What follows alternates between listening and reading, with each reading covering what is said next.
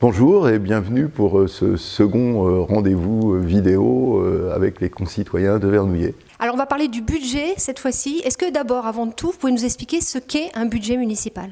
Alors le budget municipal qu'on a voté hier soir dans cette salle du Conseil permet de mettre en place les recettes et les dépenses qui permettent à la collectivité, à la mairie de fonctionner et de rendre des services aux habitants. Et puis également de mettre en place les crédits d'investissement, c'est-à-dire de réalisation d'équipements nouveaux ou de restauration d'équipements anciens pour permettre de répondre aux besoins et aux attentes des Vernolitains. D'où viennent les recettes pour la ville de Vernouillet? Alors les recettes, les premières auxquelles tout le monde pense bien sûr, ce sont les impôts. On en dira quelques mots tout à l'heure, en particulier principalement la taxe d'habitation et la taxe foncière, mais aussi de dotations de la part de l'État, de compensations de dotations qui viennent aussi de l'agglomération, et puis également des recettes des services. Lorsque les Vernolitains fréquentent des activités municipales, eh bien, ils payent une quote-part, une participation, donc ceci vient en recette, et puis également des subventions, des aides de nos partenaires, de l'État encore, mais aussi beaucoup de la Caisse d'allocation familiale. Alors comment est-ce que vous pourriez qualifier ce budget de cette année?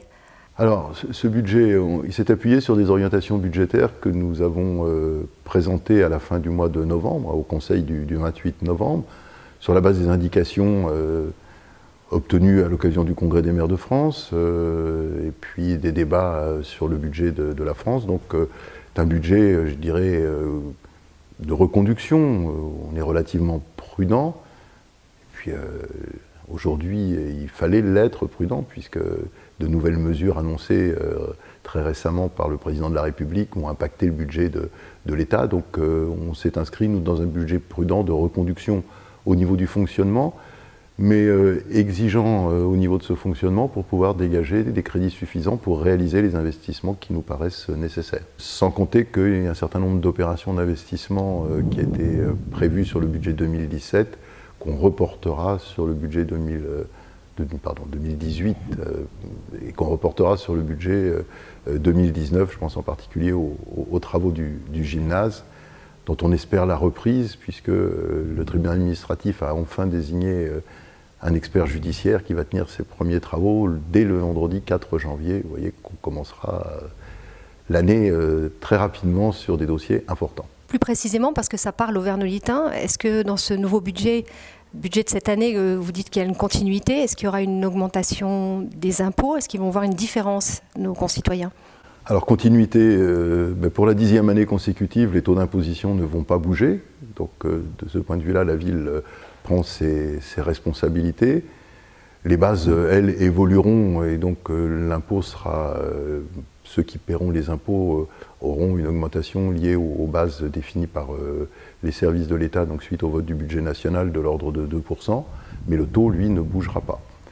Par contre, beaucoup de Vernolitains qui ont déjà connu cette année une exonération de 30% de leur taxe d'habitation, pour ceux qui l'a payé, c'est-à-dire 90% des Vernolitains qui bénéficient de cette exonération, auront l'an prochain, suivant le plan qui était défini, peut-être que ça pourrait aller plus vite, mais en tout cas suivant le plan prévu, 35% en moins. Ce qui veut dire que 30 plus 35, ça fait 65% de moins par rapport à la situation donc, de 2016. Alors en France, on dit 80%, mais à Vernouillet, ce sera 90% des Vernolitains. 2019, ce sera aussi le transfert de la piscine sur l'agglomération. Qu'est-ce que ça va changer pour les Vernolitains? Alors ça ne va rien changer pour, je dirais, la pratique de la natation à la piscine de Vernouillet entre le 31 décembre et le 1er janvier, ou entre ce qui s'est passé au premier trimestre et ce qui va se passer au second trimestre. Je voudrais préciser quand même que, en fait, quand on parle du transfert de la piscine, on oublie, on ne dit pas tout. Donc c'est le transfert du fonctionnement de la piscine, de la ville vers l'agglomération, consacrant le caractère d'agglomération, d'intérêt communautaire de la piscine. Les 3/4 des personnes qui fréquentent la piscine ne sont pas des Vernolitains, donc il était légitime que l'on puisse quand même partager les charges supporté par Vernouillet depuis l'origine, depuis la moitié des années 1970.